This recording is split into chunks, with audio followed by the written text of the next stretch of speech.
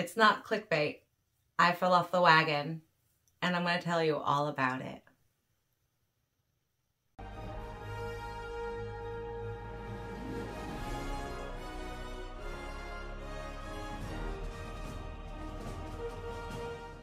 Sit down, Lucky. Hello, everybody. My name is Christy, spelled with an E, and I want to tell you how I messed up. I have been eating a fully carnivore diet since the end of May. I have to think of when was the first time I went to the store, or the farm store is what I'm talking about. And that was the end of May. So around I think it was like the last week in May. I can't remember exactly. So a little over 3 months. And I've stuck to it very well. You know, I may have had a veggie here or there at the beginning. I quit doing that because, as you know, if you've seen any of my other videos, that eating vegetables can make me sick. Yay me! Well, I like to make my husband sometimes his snacks, his bad stuff. I made the hillbilly potato candy for him. That I didn't have an issue staying away from. But this time I made him fudge. And not just any kind of fudge. I made him peanut butter fudge, which is my second favorite fudge. My very first favorite is maple, which is very hard to come by, just plain maple, because I don't like any pecans in it or anything. I just want straight maple fudge. But I can get that when I go back to Michigan, because there is a fudge shop in Mackinac that makes the best fudge in the world. Murdoch's Family Fudge. It's the best ever. Anyways, that's not a plug for fudge. It really isn't. But as I was making it, you know, I poured it into my mold to let it set, and I'm scraping everything out of the bowl that I can with my little spatula, and I was not thinking, not one bit, and I licked the spatula, and the taste of that fudge, it was really good. And so then I proceeded to lick the bowl. Not literally put my head in the bowl, but, you know, scrape out anything I could with the spatula. And then I felt bad, because I know that sugar is poison. And what did I do? I used white chocolate and peanut butter and melted it down and made fudge out of poison. And it was very upsetting to me, because I don't like messing up like that when I know better, because I know that sugar is bad for me. I know what it does to me. I want to stay away from that. And yet I didn't. And then, because I had licked the bowl and felt bad about that, I was like, well, I might as well just eat a piece, right? One isn't going to hurt me. I already licked the bowl. So I had a piece of fudge. And then I had another piece of fudge. And, you know, I made sure my husband ate them quickly so that there wasn't anything left for me to eat. Not that I was going to go hog wild on the fudge, but when he would have a piece of fudge, I would want a piece of fudge.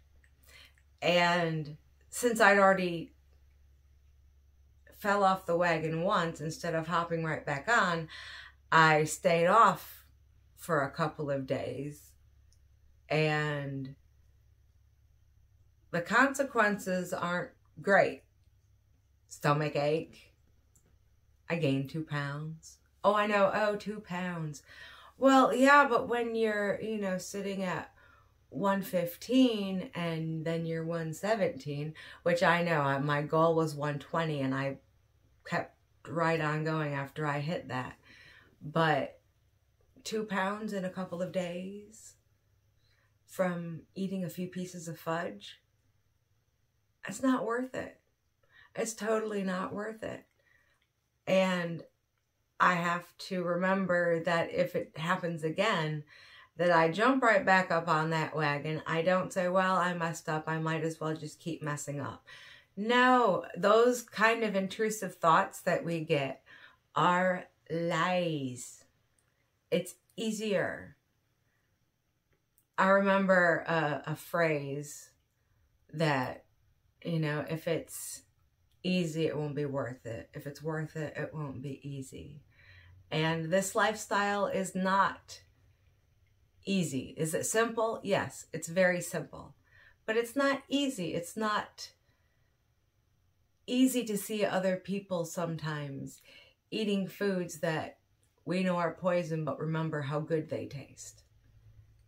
And it is exactly like an addiction. It is an addiction. If you are addicted to carbs and sugar, like I was, having one piece of fudge can derail a whole lot of work in a very short amount of time. Because you get that, if you give into it a little bit, you've got that monster that just wants more and more and more and more and more. Because we're addicted. And I was talking to my cousin Katie about this. And the one thing that I learned is with snacking, when you are hungry, but you're not like, I need to eat, but man, I'd really like to eat something, that I want a snack. That is like the cravings from an addiction. You're not really hungry. You just want something to eat. And what helped me get out of that was making my jerky. I make jerky almost every single day. I do small batches. And that is my go-to for when I have that, oh, I'd like to, you know, munch on something tasty. And the batch that I have currently that I made this morning is the only other ingredient besides meat is salt. I didn't add any liquid smoke. I didn't add any spices to it. I left it pure, just salted meat. And it came out really, really good. And it took less time than some of my other recipes have, like the different spices. And, you know, I do like to add liquid smoke to them. So, but this batch, I just decided I wanted to try them just plain. And I do like them. I think they will be great on road trips. I won't have to stop anywhere because I'll have my jerky and my boiled eggs. I'll bring boiled eggs with me too. Let's make good snacks, especially on the road. That and a mug of coffee and my music, and I'm good. I'll be good for as long as we're in the car for. But yeah, that's what I did. I completely messed up, but I didn't let it beat me. And, you know, I debated whether or not to even share this, but we're all human. We all mess up. We all make mistakes. As long as we own up to those mistakes and move past them, if they come up again, it makes them easier to overcome the second time. And we just keep trying. We have to just put one foot in front of the other and just keep on going. If you mess up, dust yourself off and try again. It is possible. You can do it. And I just wanted to show you that I make mistakes too. I'm only human. You know, some might disagree with that, but anyways, I just wanted to share that little bit with you.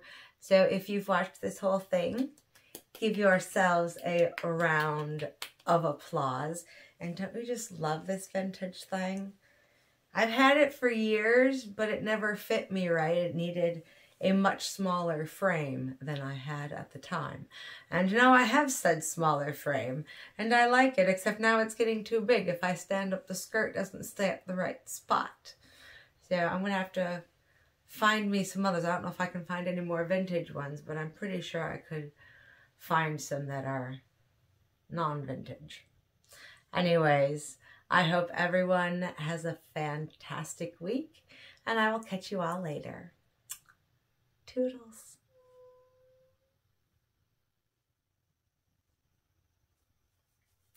Hi, Lucky.